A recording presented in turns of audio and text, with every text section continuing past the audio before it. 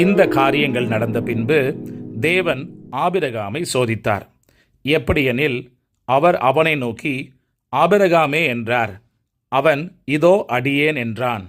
அப்பொழுது அவர், உன் புத்திரனும் உன் ஏகசுதனும் உன் நேசகுமாரனுமாகிய ஈசாக்கை நீ இப்பொழுது அழைத்து கொண்டு மோரியா தேசத்துக்கு போய், அங்கே நான் உனக்கு குறிக்கும் மலைகள் ஒன்றின் மேல் அவனை தகன பலியாக பலியிடு என்றார். ஆபிரகாம் அதிகாலையில் எழுந்து தன் கழுதையின் மேல் சேணங்கட்டி தன் வேலைக்காரரில் 2 பேரையும் தன் குமாரன் ஈசாக்கையும் கூட்டிக் கொண்டு தகன பலிக்கு கட்டைகளையும் பிளந்து கொண்டு தேவன் தனக்கு குறித்த இடத்திற்கு புறப்பட்டு போனான். 3ஆம் நாளில் ஆபிரகாம் தன் கண்களை ஏறெடுத்து பார்த்து தூரத்திலே அந்த இடத்தை கண்டான்.